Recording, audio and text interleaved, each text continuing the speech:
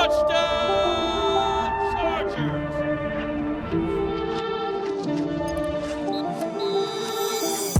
What's up, guys? Welcome into a brand new episode of Chargers Weekly. Chris Hayre here with you, along with the voice of the Chargers, Matt Money Smith. And Buddy, first, I just want to say the Jesse Minter interview last week was awesome. It was man. Next level football conversation and just a really detailed breakdown of this incoming defensive draft class. I loved it.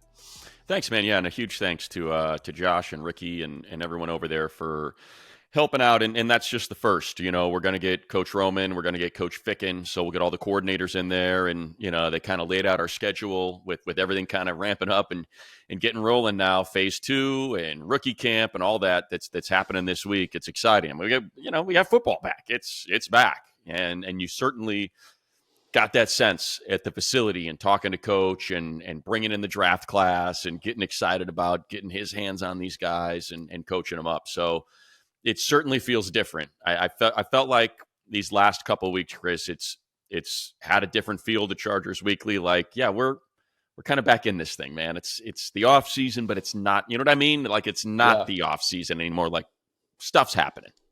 Stuff's happening, especially next week too. We have the schedule release next week, and if I'm not mistaken, I think Joe Ortiz is going to join the program next week too. So you mentioned the coaches. We'll get the GM next week to talk about some of these rookies and undrafted free agents. And, you know, obviously I think top of mind this weekend is rookie minicamp.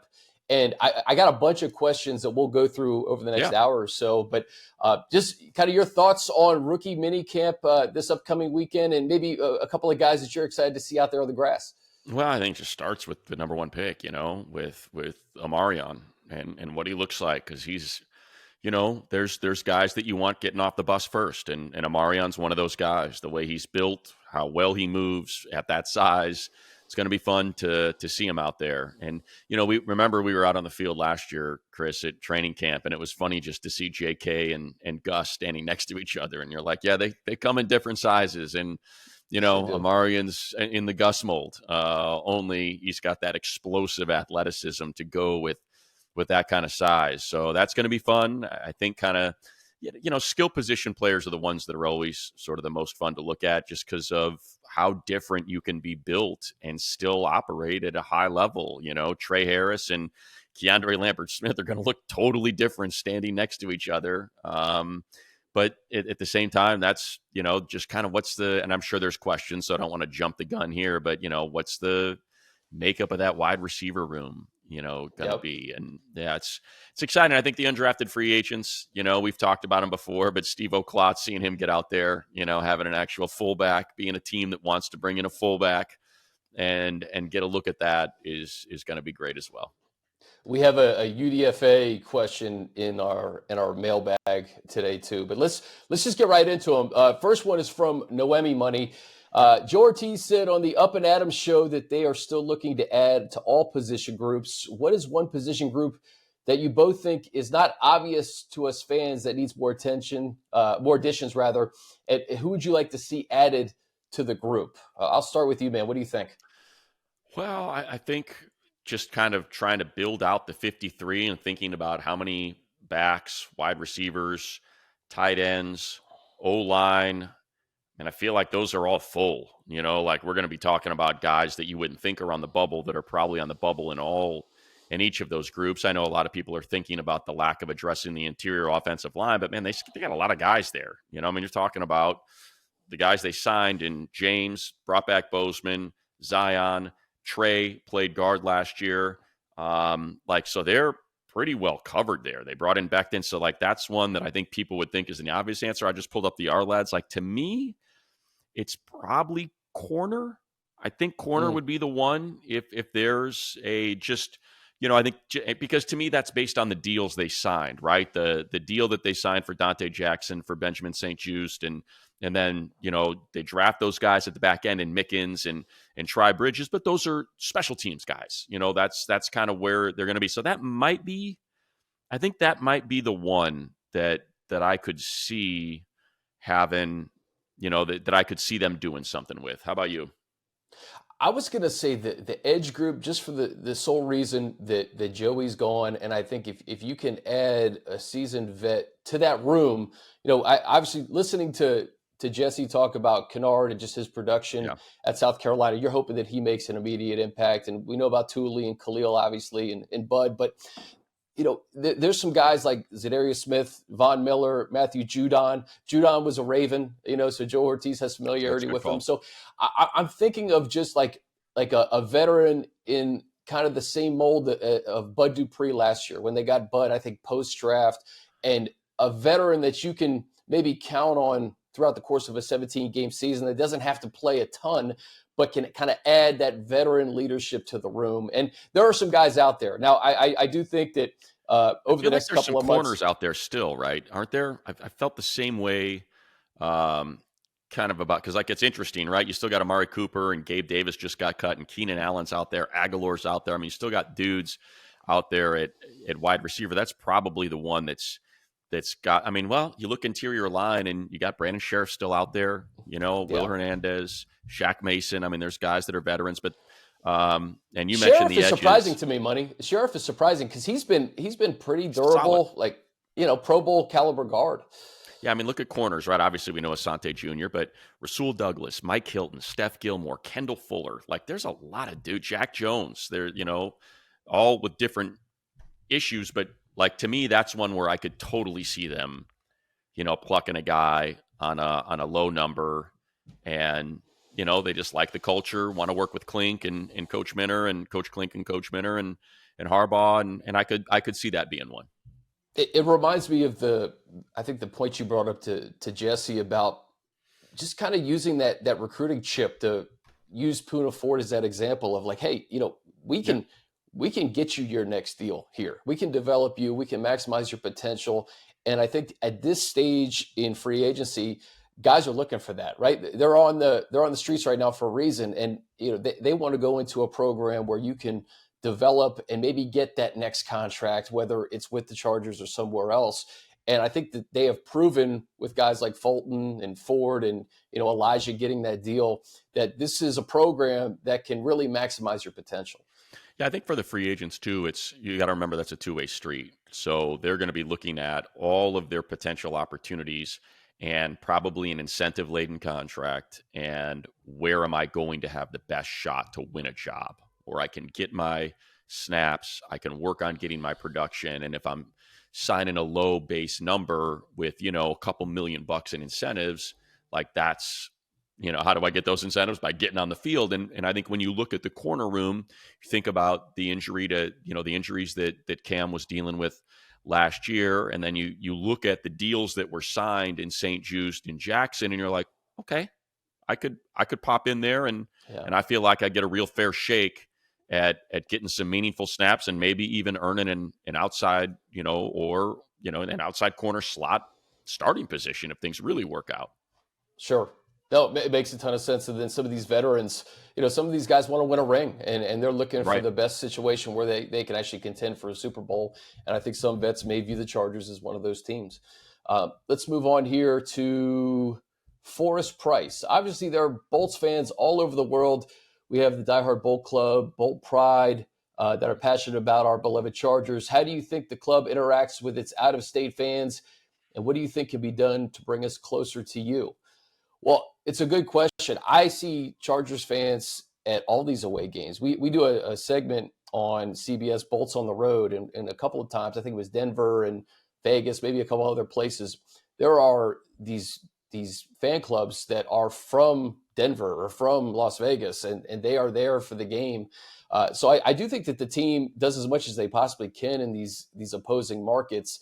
We obviously feel the love. I know, I remember Arizona a couple of years ago, Bunny, where they had one in the last second, and it felt like the entire State Farm Stadium was filled to powder blue. Yeah, now in 2025, it's a lot easier for people to do it on their own, right? You can get that word out through social media, and everybody can meet up somewhere. I think the one challenge is, it's a business trip, and it's an incredibly important business trip for the Chargers. So it's hard for them to be like, hey, yeah, we'll come out on a Friday night and bring a player with us. Like, that's not going to happen. These guys No. have a regimented schedule, meetings, treatment, meal, curfew, Friday and Saturday. So it's not like they're just kind of hanging out and running around town. It's a full on 48-hour in, out, win a football game, stay healthy, get home. So as far as the front off, as far as like the folks that do social media, those departments and community interaction, yeah, I suppose there's stuff. And I'm always happy. I always try to engage before we go out somewhere. If we can find someone's like, oh, I'll be here, we'll be there. Like you said, Chris, we always walk the field before and chat with folks. But in terms of setting up an official event, I think it's harder. Like when we went to England, right? We had that huge Chargers party with like 4,000 people because it was awesome. on like Thursday. We didn't play till Sunday. I think that was Thursday night, if I remember right. So it's like, yeah, that works. You can get away with that because you've got 3 days before you're actually kicking off and playing a football game. Yeah, I remember Mexico City too. We had that Right. awesome fan party. It was great. I'm sure Brazil will be similar in week 1. Right. But it is fun to see Charger fans in different parts of the country, and it's great. It's fascinating to see how many there are in certain parts of the country too. They go down to like South Florida or Arizona. Always a lot of powder blue. So let's go to Jake. Jake Cairns, what's taking the Rashawn extension so long to get sorted out? And what are the chances of the NFL giving us Rams Chargers in Australia next year? Well, the schedule lines up as the Chargers are the road team. So it's certainly one of the possibilities. It'd be pretty funny and ironic to have the two teams playing at SoFi going to Australia. But the Rashawn, I don't know about you, buddy. I'm not really worried about the Rashawn Slater extension. He's one of the best left tackles in football. I think Joe Ortiz and company are well aware of that, and I'm sure that will get sorted out when it gets sorted out. Yeah, it's probably going to be a market-changing deal, right? He's an all-pro, and when you're at that level, typically what your agent wants is, I think it's a tough position for both sides, right? You've got market-setting deals, you've got a salary cap that took a huge jump, and you've got now players that are making a much larger percentage of the cap than we had just last year. Like the Jamar Chase deal just dwarfed the previous wide receiver deal. So I think so you have agents, and that's their job that say, okay, well, here's the percentage that the top wide receiver is taking. And if we look at what the top wide receiver had when Tristan Wirfs signed his deal, this is what he got. So now the deal isn't 28, it's 32. And I think when you're in Ed McGuire and Joe Ortiz situation, it's like, well, yeah, but the top deal is still, 29, and that's hard to get around. It's, when you're talking about that much money, and then one side wants still a couple million more, it just gets tricky. Do I feel great about it? I don't. I wish it were done already because I just feel like Rashawn's the kind of guy that would just say, hey, man, just get it done. Like, he and Herbert are so close. I feel like he loves it here. And I would assume just kind of knowing, you look at Baltimore and the fact that they had Jonathan Ogden for all those years, they now just, everybody thought Ronnie Stanley was going to get out of the building and sign a massive deal with New England because they had all that money and needed the left tackle, and they were like, absolutely not. You're not going anywhere. So he comes from an organization where offensive line is incredibly important. It's a head coach that has preached offensive line as a weapon, tip of the spear, and it's like, okay, let's figure this out, man. So I don't know, but I would assume that that's the hang up, is it's a few $1 million because of the big jump in cap, the huge jump in wide receiver, non-quarterback salaries took a massive jump this year with Myles Garrett and with Jamar Chase. And because that happened, it changes the economics. And I'm sure each side is kind of digging in like, no, sorry, man. This is the business of the NFL, and this is how we do it. And you've got one side and Rashawn and his agent that are, holding that number according to that calculus. And then you've probably got Joe Ortiz and Ed and that front office that are saying, well, this is a little more in line with where he is. Look at what fill in the blank, Wirfs and Williams and all these guys are making. And I think that's how you get hung up. But remember, this happened with Joey. This happened with Derwin. And those were market-setting deals, right? Joey became the highest-paid non-quarterback in the league. Derwin became the highest-paid safety by a pretty good margin. And it took a minute. And so I think it's probably just going to take a minute. Also, there's no urgency right now. With training camp and those types of deadlines, I think breed a little bit more urgency because you want the guys in camp. But for Rashawn right now, he's a proven commodity. You know who he is. If he misses some time in the offseason, then it is what it is. But I do think that once training camp gets closer, and then, think about this. This is another reason why, you look at free agency, why there wasn't this spending spree by the Chargers. They know that they have to pay Rashawn Slater. They know that they have to eventually pay Derwin James his next deal. So I do think that all that figures in.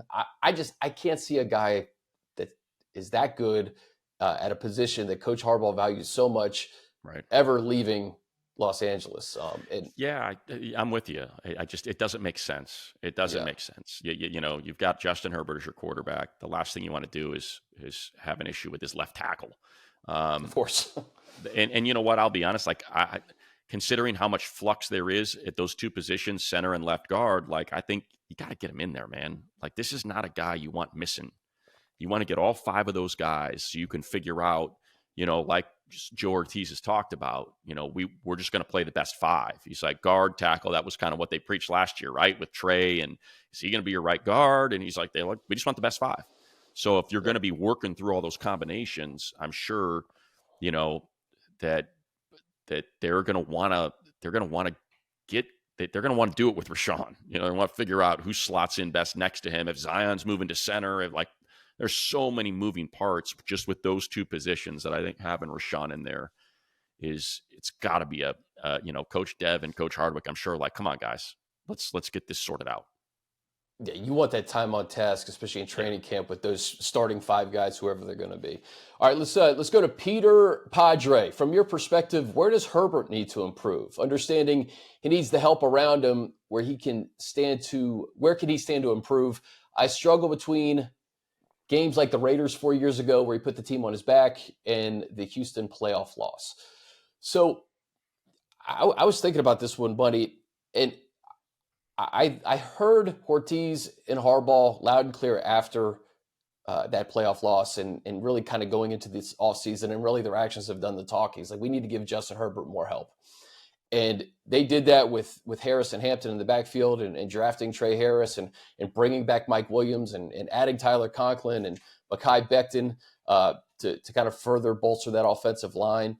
So, I do. Yeah, Herbert, like anybody, probably needs to improve, but he's so good.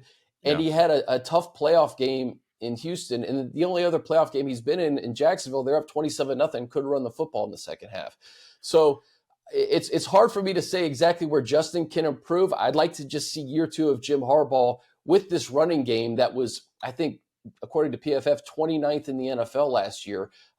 They've completely remade it, and I think that's going to help Justin. Yeah, look, at this point, if we're talking about what can he improve, we're picking nits, right? He's incredible, and he's great at everything. And I know that sounds like, it's the Chargers Weekly podcast, so of course they're going to say that. So if you want me to pick something, it's running the ball. It's, I think a lot of times when you see him at that mesh point, I feel like there's been some real opportunity for him to pull it, keep it, and go. And I'd love to see more of that. I think to me, that's it. That's truly the only thing. I've always talked about the quarterback sneak, but I think some quarterbacks are cool with it. Some don't like it, which I totally understand. I've said that repeatedly. I know there's some folks out there that view it as mandatory. I don't, just because I've talked to quarterbacks and I kind of know what they say about that play and what a pain in the ass it can be and how much pounding you're taking when you get in there because guys are getting to tee off on you and taking free shots on you. So I get that part of it. But I think if I had to point to one thing, it's on those mesh point, on those options, I'd love to see him just kind of keep it, and just to get the defense on their heels a little bit more. I feel like he can set that tone of, hey man, I'm going to run, so you better be ready for it, and you better know that that's coming. I think you just need to set that tone early, just to sort of help get the defense off kilter a little bit and have them thinking about it the whole game. That was the most surprising part of that wild card game. 0 rushing attempts. 0 from Justin Herbert. And I go back to that Christmas game when the Ravens played the Texans, and Lamar right from the beginning, just running all over the Texans, and not having that element to your offense, I think certainly hurt the Chargers. Yeah. So his ability, and I just go back to his Rose Bowl victory and just running all over the field in that game. He's super capable of it, especially in a Greg Roman offense. So running the football, I think, would be a nice wrinkle more consistently in 2025 for sure. All right, let's see here, Money. Let's keep this thing rolling. Angel Lira, what will be the starting O-line combination in week 1 of the season, and what will be the starting O-line combination in week 17? Good question, Angel. I hope it's the same, right? You hope it's the same.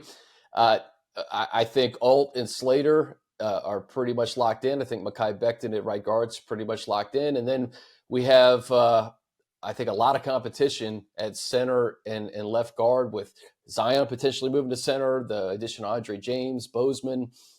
You have Trey Pipkins in the mix still. What do you think? I think it's going to be the same, just Becton replacing Trey. To me, that's what it is, because that allows Trey to be that swing, to go back to tackle if needed. Hopefully he's not, but if he's needed, like he did last year, when Slater went down and Alt went to the left side and he popped up. I think he played the right tackle that day, if I remember right. So I think that makes, to me, that's just what it looks like. That's why they brought Bradley Bozeman back. They like him. Everybody on the team loves him. We talk about the makeup of an O-line room and how important it is to have those guys connected and comfortable and chemistry. And while I know the pass protection was a bit of a struggle, especially in that Houston Texans game with Jamari there at right guard, I think that's just the way it lines up. Even though they didn't pick up Zion's 5th-year option, and they've talked about trying him at center, he would really have to wow Coach Devlin and Hardwick and Greg Roman and Harbaugh to take that center spot, I think, away from Bozeman, because now you're moving 2 guys. Now you're moving Bozeman to guard, and or maybe it's Zion at center and Trey at left guy. I just don't like. To me, it just makes too much sense, draft capital wise, how highly they think of Zion, and they're just like, man, it's so close. It's so close. Can we just get it to that finish line? How close do you think the gap is between Bozeman and Andre James, who has 60 starts in the NFL too? And, over the last 3 years, actually 4 years, 17 starts, 15 starts, 16 starts, 11 starts in Vegas. Yeah, it's tough because you look 2 years ago, and I know he graded out a lot better. Last year was an abject failure for pretty much the Raiders offense, period. So it's kind of hard to stick that on somebody, but at the same time, it's not a bad offensive line group. And, he really struggled last year. So I think I would be very surprised if he were able to beat Bozeman out. I think, if you go out and you sign Ryan Kelly for $10 million, it's like, yeah, he's getting the starting job. But I think you look at Andre James, and he was released by the Raiders, and the Chargers gave him a very low veteran minimum level deal. It's not it helps to look at the money. Like, how much did they give him? And is it like, here, let me pull up the OTC right now. He is making $1.1 million. So it's not a deal that says, oh yeah, this guy's coming in to compete for that job. I mean, at 1.1, let's see, because Bradley, I think got a 2-year deal. So I'm guessing that Bradley got considered. Yeah, he's at 1.255 base, but he is at $5 million cap number this year, right? That's his cap number. Andre James is 1.1. What does that tell you? That tells you that competitors welcome. Yeah, that Bradley's probably ahead of the game there for center, and I think Zion is going to play. They've got it. They've invested a 1st-round pick in him. He's had flashes of greatness, and he's struggled mightily. But because you have both ends of that spectrum, they're trying to get him, toward that greatness that we've seen at times. So That's what I figure. We've addressed most of this question, but I'll just ask this one. This is from Mario. Does it worry you that we haven't fully addressed the interior offensive line, which was clearly a major issue last season? Becton was a great signing, but that's one of 3 needs. Should he be out for a game, we're right back to where we started. I think that's fair. Yeah, I certainly think it's fair. Look, the Becton signing was fantastic. It's a huge signing. So, you're not talking about, and I thought Tre played okay last year. Look, Tre could end up, if it's possible that he wins that guard spot. He played okay. He played all right. And that's what you need at offensive line. You just can't have bad. That's the thing. If you have bad, they're going to find it and they're going to attack it relentlessly. All you need, when you have excellence, great, because now you can find a way to help where you don't have excellence. So, DJ says it all the time. As long as, and to use a term that he has, he's like, as long as you don't have a tomato can, you're fine. But if you have one, that's when you got a problem. You don't need to be exceptional at all 5 positions. You just got to be good enough. And when you have Alton Slater at the edges, you're exceptional there, and that certainly helps a lot. Yeah, I think it's a lot to ask, Branson Taylor to come in and compete at one of those guard spots in year 1. And the fact that they didn't really address interior offensive line in the draft, it makes you look at some of these free agents. We mentioned Brandon Sheriff, Shaq Mason, Will Hernandez, Dalton Reisner. There's guys out there still. But to your point earlier, are they going to come in and actually compete and beat out the guys that are currently on this roster? I look at the combined $9 million between Bozeman and Zion. $5 million for Bozeman is his cap number this year. 4.6 for Zion is his cap number for this year. Like, that to me says, okay, there's your center and your guard. Mackay at $7.5 million. Obviously, Alt $7.5 million. Slater at $19 million.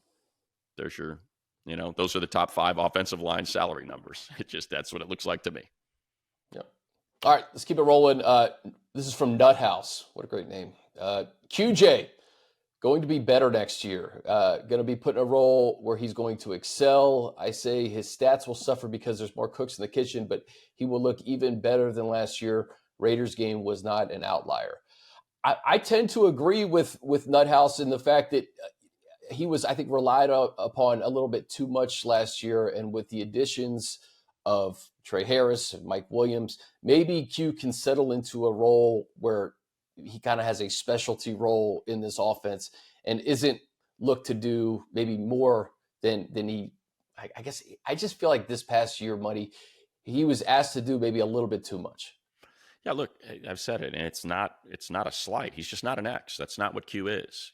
Q's a Z. He's a good Z, and if you can get him, when you have Mike, that's who I think your starting 3 will be. Mike will be the X, Mike Williams.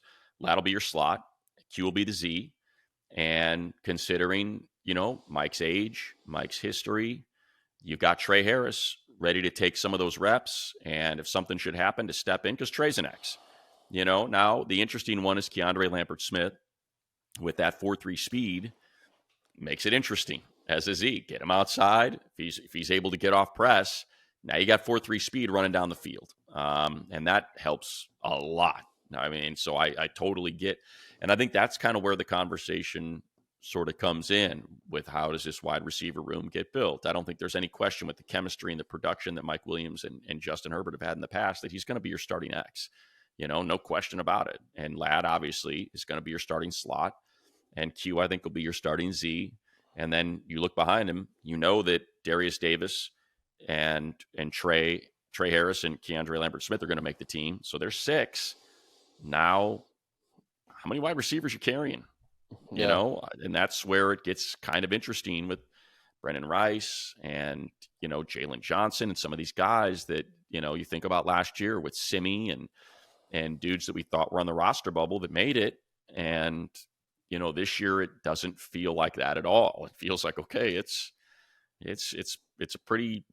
a deep room, and it's going to be, it's Jalen Reagor. I forgot they re-signed Jalen Reagor. Like it's going to be tough. That's going to be a tough room. It's going to be a tough room to crack and make the 53. Money, I always go back to Herbert's rookie season and we've mentioned the names T. Billy and Jalen Guyton. Yeah, Jalen Guyton. You wonder how Justin is going to mesh with some of these young rookies immediately. Sometimes it clicks really quickly. Look at Ladd last year. Exactly. Look at Ladd. With Tre Harris, maybe he gets on the field sooner than later. You mentioned Keandre and his speed. I love the Gatson pickup. We didn't get to that's the other one. Talk about day 3. Gatson, another kind of athletic tight end that you add to the Disley and Conklin room, and I am fascinated to see how Justin will kind of pick up with some of these new guys and how quickly that chemistry starts. And the fact that you had a whole season with Q in such a featured role last year, I think that will help Quentin in year 3 as well. Yeah, that's the other thing too about wide receiver. How often were they in 13? I mean, this is a team that was running 12 like crazy. Like I shouldn't say 13. How often were they in 11? Like how often did they have 3 receivers out there? Like this is a team that was in 12, which is, first number backs, second number tight ends. I know all of you probably know it, but for those that don't, that's what it is. So a lot of 2 tight ends. And I mentioned the number 13. They ran a lot of 13 where, you could argue that Matlock or however you want to classify him, or 22, if Tucker Fisk is playing fullback, Matlock's playing fullback, they're running 22, they're running 13, they're running 12. Like that's just what they run. And with Gadsden, that'll be interesting, right? Where it'll feel like 13, but the third tight end is lined up in the slot, and he's a dude that can freaking get after it and is an athlete. And so there's going to be some real cool combinations that Greg Roman's going to have to work with, for this. And you think about sort of how he did it in Baltimore, with all those tight ends and how effective they were. And it's going to be fun. Gadsden's it's going to be a fun one, no doubt about it. Now, look, he's probably not going to get a ton of snaps because of the Conklin signing and just how good Conklin is, how solid. He's got great hands, and he's certainly a great athletic tight end. I should say a really good athletic tight end. I think he fits perfectly with Fisk and Disley, so he's going to get the majority of those snaps, but it'll be fun to kind of sprinkle those in there from time to time. One of the fun themes of the last couple of years with Joe Ortiz is he's identified players with NFL fathers, right? With Joe Alt in round 1 last year, and Gaston. I remember him as a Dolphin. And our next question, Mickens. Remember Ray Mickens with the Jets? This is from Kevin Adrian. I think Mickens is the clear replacement for Alohi when his contract expires this season. I think he's going to get plenty of starting snaps his rookie year and might leap Jefferson on the depth chart. Thoughts? I think the Chargers only rostered 4 safeties on their 53 and 24. Well, Kevin, I think it starts on special teams for Mr. Mickens. He's going to have to kind of earn his way onto the field. And, I love the confidence in him. And I think just hearing Jesse talk about him last week, it sounds like it's a great signing in the 6th round, but I think it's going to take a little time to kind of crack that depth chart in the safety room right now. Yeah. And I mean, you look at Mickens and, in terms of like a replacement for Alohi, I think he's probably better, closer to the ball, in terms of, but he can do it all. Like but you started with the perfect way to set the tone this is a Ryan Ficken pick, get me Bridges, get me Mickens. I think Kennard in the 4th, like these are guys that are going to be special teamers and they're going to need to replace all these dudes, that left and they lost. When you lose Nick Neiman, you're talking about one of the best special teams players in the league. Big loss. And so like, these are the guys that he's going to have to coach up. And, Dean Leonard's still there, and you still have some guys, but like Chris Rumpf is gone. And I know he was out all last year, but he loves having that athletic D-end edge kind of player. That's probably where Kennard fits in a little bit because of how he's going to be used as sort of a DPR role as opposed to a 3-down lineman. So I would assume they're hoping he can be a core 4 guy. So I think that's where it starts. In terms of Alohi's contract, I think it's don't underestimate how important he is to this team and how much this team loves him. And it can't all be sizzle. Alohi is, as I like to say, he's the grout. You focus on the tile, but you also got to have the grout to hold the tile together. And that's what Alohi is, man. He connects things really well. He's a smart player. has a nose for the ball, is tough as nails. And so I don't think I don't think you assume that he's just going to be gone when his contract's up. I think he's a guy that I could totally see them, unless Mickens flashes, unless Bridges flashes is, like that's kind of how these things work. Alohi's one of those rare players too who translates to another administration, right? He was drafted by Tom Telesco, and you would have thought that Joe Ortiz and Jim Harbaugh drafted him with as high as they think of him on the field and off the field. So I agree with you in terms of Alohi and his impact in that secondary. And Derwin loves him, and Derwin loves playing with him because they're always in the right position. So it's a great safety group. I mean, it's one of the true strengths of this team is Molden, Gilman, and Derwin. I mean, it's as good a safety trio as you have anywhere in the league. So the idea that you're just going to break that up and Mickens is going to start earning some snaps, like you're talking about breaking up a group that if you were to rank them is right up there at the top. It's not something I would want to see. No, but I like Kevin's thinking because he's looking at the 5th round last year with Cam Hart and Tarheeb still and guys who are playing a lot. But it's a great point by Kevin because Alohi gets hurt. Alohi has gotten hurt, and missed a game or two every year. So that's why it's certainly a great point to bring up. You got to have some depth there. Yeah, and they lost Elijah in the Patriots game, and that was a big blow in the playoff game. So, all right, let's keep this rolling. Double M, 3 questions. Who are your guys' top 3 guesses of the UDFAs to make the roster? Who would be your surprise cut or trade before the season starts? And who is one trade free agent signing you think the Bolts should make around this time of training camp preseason? As far as surprise cut trades, just looking at how a lot of these contracts are set up, money, I don't really see unless I'm missing somebody, I don't see a player that's making like a ton of money that we're going to be like completely shocked if they get cut or if they get traded. Like I don't see that player on this roster. Do you? I just would prefer not to answer that. You're talking about somebody losing their job. We're talking about somebody getting fired. So for me, that's not one I'm going to jump into.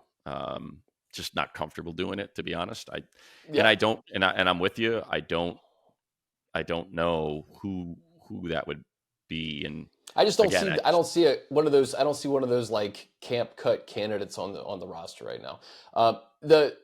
We kind of talked about this in terms of a free agent signing that the Bolts should make as training camp gets closer. And I think a lot of that is kind of contingent on injuries and, what happens in camp and in terms of adding somebody. But if you're coming in with a clean slate, I mentioned edge, you mentioned corner before. I don't think that really changes. Yeah. And just the UDFAs that he talked about, seems like there's always one, or two or something along those lines. Last year, the bell of the ball was Tremont Morris-Brash that everyone got excited about, really flashed. Just kind of going through it, to me, just based on, I think about what are the 2 positions that we talked about, right? Garmin Randolph, who's got a bunch of production, COVID guy, 6-year edge player, all the measurables, he could flash.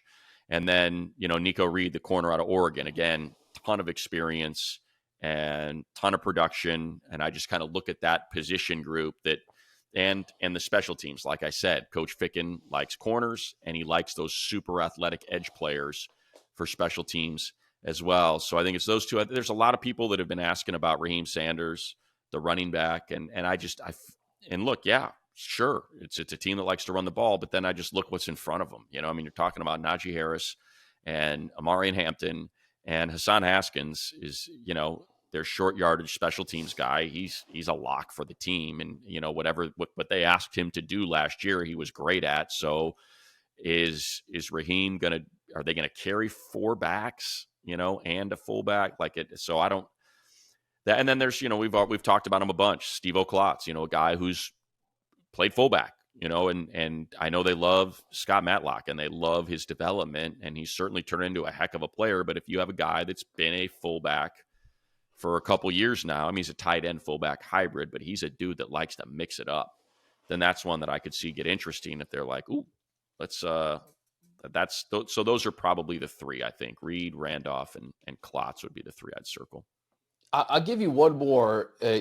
Jordan Oladokin, a corner from Bowling Green. And these are just kind of I know the competition isn't the same as the SEC or the Big 10, Big 12, but one of 3 quarterbacks in college football who allowed 0 touchdowns, number 2 in fewest allowed receiving yards, 219, and an opposing passer rating of 18.4. Plus, he took the ball away a bunch. So you never know how that competition is going to translate to the NFL, but again, I just think of that marriage of Jesse Minter and the way he's developed cornerbacks. Maybe he's the guy to watch too. Yeah, it's a great point. They love production, right? If you produce, it's clear you know how to play football. Exactly. All right, Alex, do you know if Joe Ortiz or Coach Harbaugh ever listen to Chargers Weekly? I don't know. I think they probably have better things to do, more important things to do than to listen to us, buddy. Yeah, my answer to that is I hope not. It'd be flattering if they did, but I think I don't know. I don't know. If you asked me, would you rather they do or don't? I'd probably answer I'd rather they not. That would be my answer to that one. All right, Ferdy Jr., 2 questions. What's going on with Ezekiel Elliott? But nothing. Zeke, I remember seeing Zeke in the building the day or 2 days before the wild card game, and Zeke was a signing if they beat the Texans. Maybe you play him in Kansas City, but I just don't know if he has a future on the Chargers this year. No, definitely not. Should we expect to see Brendan Rice on the roster this year? And you kind of went through all the wide receivers. I have him as like wide receiver 7 right now, behind Vlad, Tre, Mike, Quentin, Keandre, Jalen Reagor, and Brendan at that point. Yeah, I mean, you look at, they carried 6 wide receivers last year. That's as I'm going, let me go to 9. 9-2,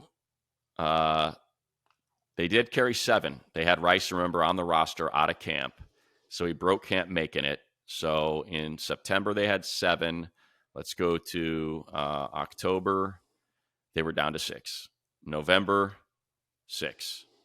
December, 6. January, 5. So that's, you got the 2 draft picks that are making it.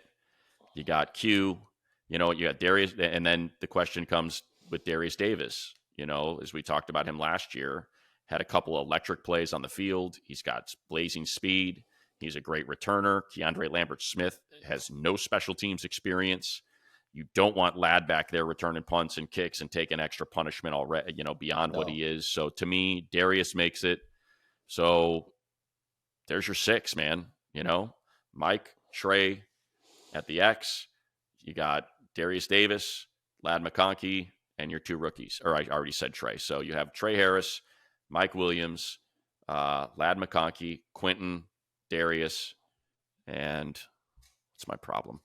Why am I so stupid? It's like I can't make this easy on myself. Yeah, that's it. It's Darius Davis, Ladd McConkey, Tre Harris, Keandre, Quentin, and Mike. There's your 6.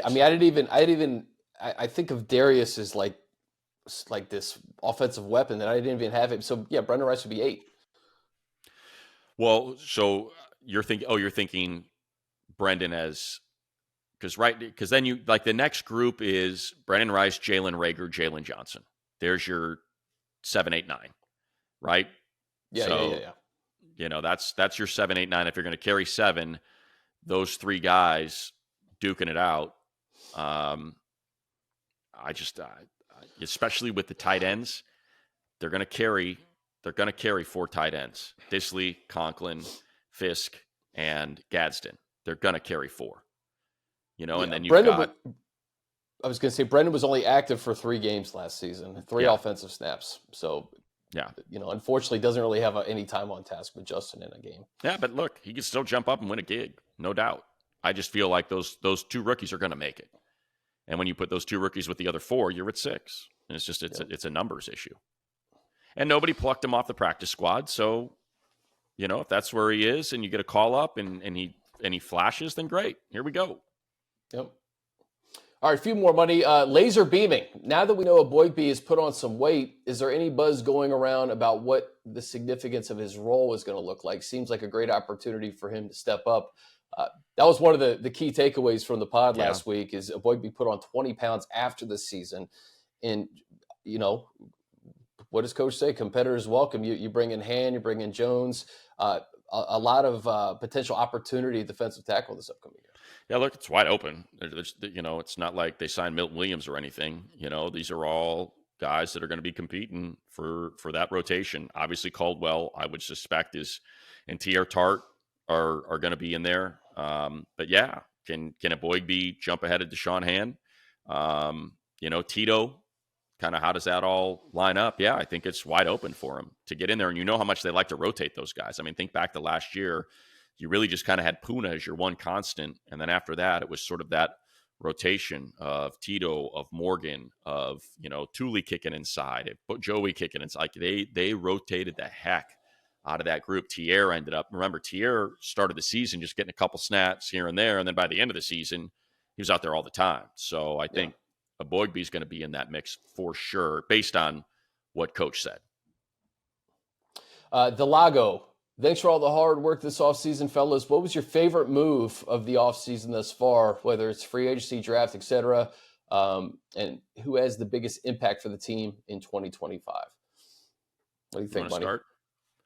I was just going to say Omarion Hampton. I think that he's that, for as much as the narrative had been like, hey, let's get Justin Herbert weapons, I think Omarion Hampton is going to be the biggest weapon for Justin in terms of the running game. And he reminds me of a Saquon Barkley type in that he can really carry the load in a game. Yeah. And, he's just the total package. So between him and I think getting a guy like Tre Harris, and I think that his potential, the first 2 rounds in the draft, really got me excited about the offense.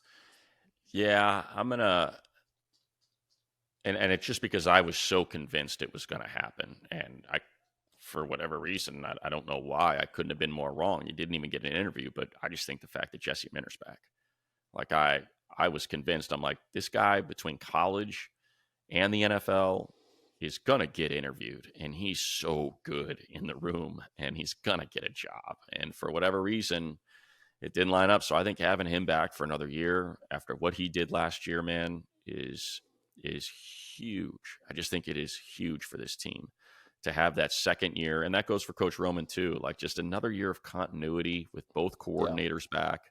But just what Jesse was able to do with a number of guys on 1-year deals, let's drop him in. Like, think about all the 1 week of Eli Apple, the 1 week of Marcus May, like how good of a job. And it's beyond, and I say Coach Minter, but it's everyone, right? The fact that Klink is back, that Elston's back, that all of that Navarro Bowman are back, like all these guys are back. Chris O'Leary, the safety coach, is gone. Adam Fuller's in, but like there's just continuity, man. And I think that goes a long, long way. Yeah.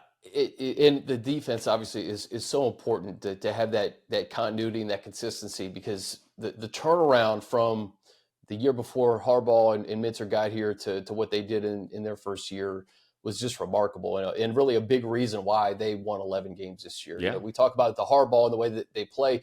It was really the defense, because and that's why I say Hampton, and I would actually kind of plug in Najee Harris and Mekhi Becton in that too, is they are completely trying to remake the running game here. And, JK had a really good bounce back year, but collectively that running game just did not look like a Jim Harbaugh running game. Yeah. If you look at his history at Michigan and his time in the NFL with the Niners, I think I mentioned it earlier in the podcast, PFF gave him a grade of, I think 29th in the NFL in the running game. So when you bring in Hampton and you bring in Harris, we talked about the durability of both of those guys. Becton, a guy who was a run grader for Saquon Barkley, that's going to help Justin Herbert. And I think that if you had something like that going into a playoff game in 2025, maybe that looks a little bit different, because they're going to play a different way, and they're going to have 2 guys in the backfield that just don't miss starts. And I think that was the biggest thing for me is bringing a guy like Najee,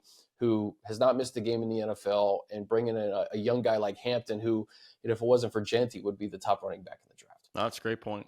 It's a great point. Availability, man, because we saw when guys went down, it was a real struggle, especially JK. Yeah. A couple more.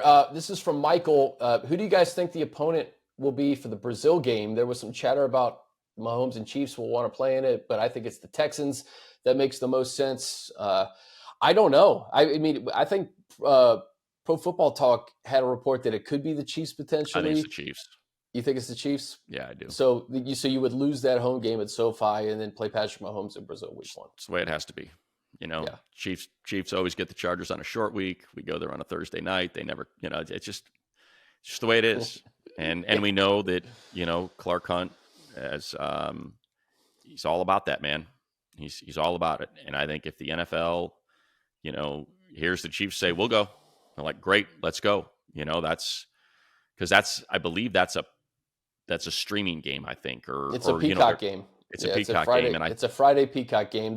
They want a big team next to Herbert and the Chargers for sure. Yeah, and I think think about what Goodell. I'll just look at read the tea leaves. What did Goodell say around the draft? He said, we expect to have 16 of these games a year, and it's another revenue source where they can sell these 16 games.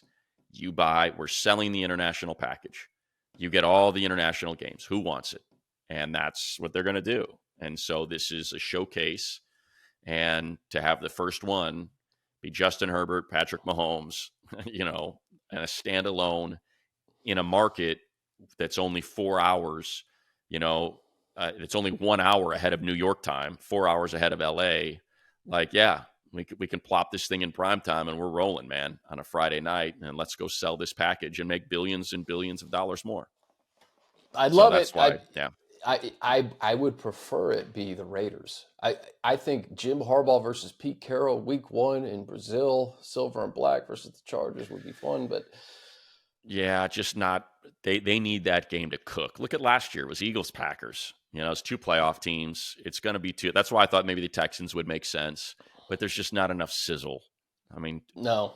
Herbert Mahomes is serious sizzle, and that's what they want. Before the international games were, here you go. Here's 2 bottom feeders, whatever. And now it's just totally changed where they want big markets or really good teams with superstars, and that's what the international game is now. Yeah, it's not 6 a.m. on the West Coast on a Sunday either. This is the first Friday of the NFL season. Yeah. So you're right. It needs to be star powered. Yeah. Last one. Where are we? This is from Jason Delgado. With the tag on JK, what do you think the chances are that he'll be back? Do you agree if he does come back, it would be our best backfield since LT, Turner, and Sproles? Probably would be, but I don't know. The Melvin Gordon, Austin Eckler year in 2018 was pretty good, but I'm happy for JK if he does come back. I do hope that he gets an opportunity to actually maybe get a little bit more playing time somewhere else. Yeah, just for him personally and professionally. For him, I hope he doesn't come back because it would mean that he's coming back on a $1.7 million deal. So I've got to believe someone out there is willing to flip him $3 or $4 million or, something along those lines based on what he showed last year, unless the medicals are just like that. That move is just rolling the dice that you can get a comp pick. Let's see if we can roll the dice and a team, he clears medicals and maybe a team gets an injury early and they need it back and they sign him, and he goes out and performs. And now here's a comp pick for you. Here's a 5th, here's a 4th. There's a 6th, whatever. And that's just what that deal screams to me, is there's an opportunity for them because he made it through the first wave to get a comp pick back. That's all that was. Yeah. Because he's going to get an offer for more money than that. I've got to believe he is. Again, once you get to training camp, that's when, especially these running backs, I think Nick Chubb is out there. A couple other guys are out there too right now. So sometimes injuries in minicamp and training camp will kind of speed up that process. Anything else, Money? We got Joe Ortiz next week, schedule release next week. So to your earlier point at the beginning, man, it never stops. We'll maybe get a brief lull in June and then back at it for an early training camp. Exactly. Looking forward to it, man. Cool. All right, for Money, I'm Chris. This has been Chargers Weekly.